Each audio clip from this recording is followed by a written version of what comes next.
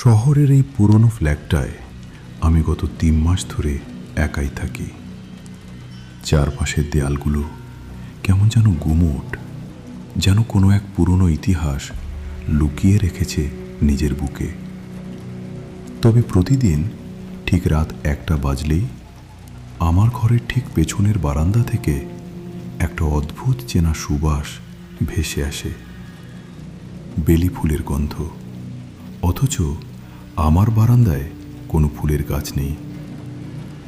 গত রাতেও ঠিক একই সময়ে সেই চেনা সুবাসে আমার ঘুম ভেঙে গেল।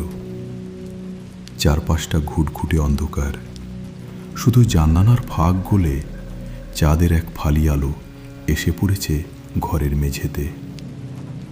আমি বিছানা ছেড়ে ধীর পায়ে বারান্দার দরজার দিকে এগোলাম। পর্দাটা সরাতেই আমার বুকটা ধক করে উঠল। বারান্দার গ্রিল ঘেঁষে দাঁড়িয়ে আছে একটি অবয়ব।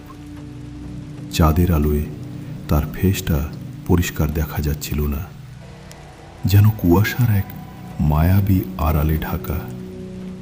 কিন্তু তার চোখ দুটো, সেই চোখ দুটোতে এমন এক চেনা তীব্রতা ছিল যা আমাকে এক মুহূর্তের জন্য স্তব্ধ করে দিল। আমি কাঁপানো গলায় জিজ্ঞেস করলাম, কে আপনি? এই মাঝরাতে এখানে কিভাবে এলেন? সে কোনো উত্তর দিল না, শুধু আলতো করে তার হাতটা গ্রিলের ফাঁক দিয়ে ভেতরে বাড়িয়ে দিল। তার আঙুলগুলো ছিল অদ্ভুত সুন্দর, ঠিক যেন কোনো শিল্পীর নিখুঁত তুড়িতে আঁকা। এক অদ্ভুত মোহের বশে আমি নিজের হাতটা তার হাতের উপর রাখলাম। স্পর্শটা লাগার সাথে সাথেই আমার পুরো শরীরে একটা বিদ্যুতের মতো শিউরে উঠল। ওটা কোনো সাধারণ স্পর্শ ছিল না। সেই হাতের ছোঁয়ায় ছিল বছরের পর বছর ধরে জমে থাকা তীব্র হাহাকার আর বুক ফাটানো ভালোবাসা।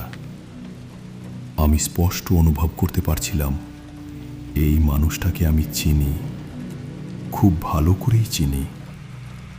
হয়তো এই জন্মে নয়, অন্য কোনো এক অতীতে। ঠিক তখনই দূরের মসজিদ থেকে আজানের ধ্বনি ভেসে এলো, আর পলক ফেলার আগেই কুয়াশার সেই মায়াবী আড়াল চিরে অবয়বটা মিলিয়ে গেল বাতাসের সাথে। শুধু রয়ে গেল বেলি ফুলের তীব্র সুবাস, আর আমার মনের ভেতর এক অদ্ভুত পাগল করা অনুভূতি। কে ছিল সে? কেনই বা প্রতি রাতে সে আড়াল থেকে আমাকেই খুঁজে বেড়ায়?